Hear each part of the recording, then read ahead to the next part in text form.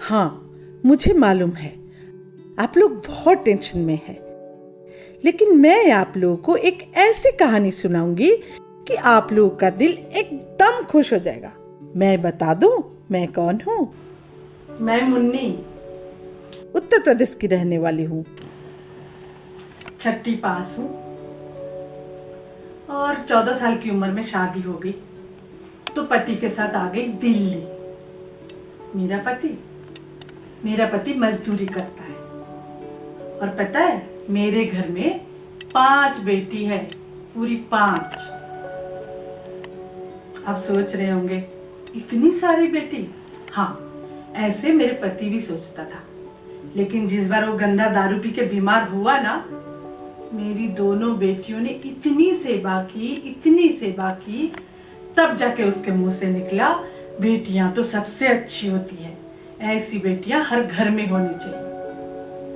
और मैं आज आप लोगों को एक कहानी सुनाने जा रही हूँ जो अभी अभी मेरे साथ हुआ है।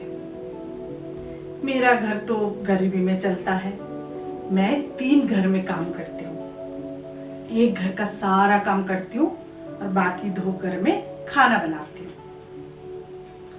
तो क्या हुआ, ये लॉकडाउन लगा तो भी मेरा घर बहुत अच्छा से चला। फिर जैसे लॉकडाउन खत्म हुई तो हमारी मैडम का फोन आ गया, बोले आ जाओ मुन्नी काम पे। तो मैं आज सुबह पहली बार लॉकडाउन के बाद काम पर आई। आके बेल बजाई दरवाजे पे जैसे बेल बजाई, मुझे पता था कि कोई ना कोई अंदर से कैमरा ऑन करके देखेगा कि बाहर कौन है। तो मैंने देखा, कैमरा ऑन हुआ, फिर कैमरा बंद हो गया, फिर मैंने बेल बजाई, फिर अंदर से आवाज आई, कौन? मैं बोली साहब मैं मुन्नी। साहब बोले मुन्नी? फिर साहब ने दरवाजा खोला। साहब ने जैसे दरवाजा खोला, मैंने देखा साहब इतने दुबले पतले और कमजोर हो गए। तो साहब बस मुझे देखते ही रहे। मैंने बोला क्या हुआ साहब? फिर साहब ने बोला तरु जरा इधर आना।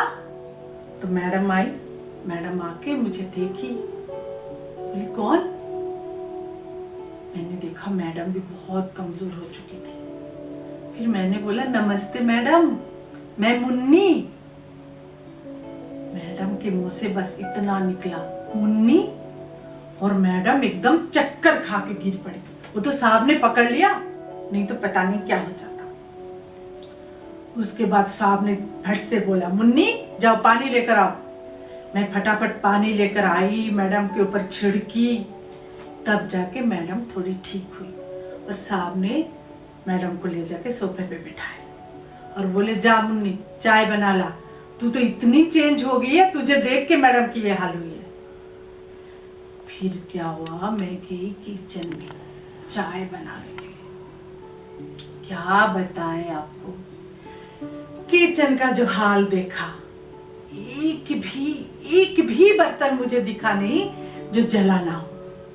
फिर मैं चाय किस पे बनाऊं, थोड़ी देर तो मुझे समझ ही नहीं आया। फिर मैं बहुत अंदर ढूंढ के एक पुराना बर्तन निकाल के जैसे तैसे करके चाय बनाई। चाय बना के उन लोगों को चाय पिलाई। फिर आई किचन में, जितने जले हुए बर्तन थे सारे एक टोकरी में निकाले। वो तो बिल्कुल खाना बनाने लायक था ही नहीं। उसके बाद साहब आके मुस्कुराए, बोले क्या हुआ मुन्नी, सारे बर्तन जल गया है? मैंने बोला ठीक है साहब, जितने बचे हैं उसी से बना लूंगी मैं खाना। सारा काम खत्म करके जब मैं घर के लिए निकलने लगी तो मैडम ने एक 2000 का नोट मेरे हाथ में रखा और बोली मुन्नी ये ले जा, तेरे बच्चों के लिए कुछ खरीद के ले जाना। मैं बोली नहीं मैडम मत दीजिए मुझे, आपने जो मेरे अकाउंट में पैसे डाले उसी से ही तो मेरे घर चले। मैं काम भी नहीं की 2 महीना और आपने बराबर पैसे डाले। नहीं मैडम और मुझे कुछ नहीं चाहिए। तो मैडम ने बोली नहीं मुन्नी, मैं तुझे काम के लिए पहले बहुत टोकती थी, बहुत डांटती थी, लेकिन जब मैंने अपने हाथों से काम किए ना तब पता चला कितना मुश्किल होता है इतना काम करना। तू ये पैसे ले जा, तेरे बगैर तो मेरा घर चलेगा नहीं। तू ये पैसे ले जा, बच्चों के लिए कुछ खरीद के ले जाना। और एक बात बता, तू इतनी मोटी और गोरी कैसे हो गई? तो मैं बोली, क्या बताऊं मैडम, कविता और बबीता दोनों बड़ी हो गई है ना। पूरे लॉकडाउन में मुझे बिल्कुल काम करने नहीं दी। बोली बस आप खटिया पे ही बैठे रहो। और मेरा पति भी, दारू का दुकान तो बंद था, उसको पीने को तो मिला नहीं, उसने भी मेरा बहुत ध्यान रखा। तो इसीलिए। और मैडम, मेरी बेटियां तो बहुत अच्छी है, सोना है, बिल्कुल सोना। मैडम बोली ठीक है, जब उनको छुट्टी मिलेगा तो लेके आना मेरे घर पे। फिर मैं जब उनके घर से निकल रही थी, तब मेरे मन में एक बात आया, ये लॉकडाउन में बहुत लोगों ने बहुत कुछ खोया, बहुत कुछ नुकसान भी हुआ, लेकिन बहुत लोगों को बहुत कुछ सहना भी पड़ा और लोगों ने बहुत कुछ सीखा भी है। और मुझे भी ये एहसास हुआ, जैसे हम जैसे काम वालियां जो लोगों के घर में काम करते हैं, उसके भी समाज में कुछ अहमियत है।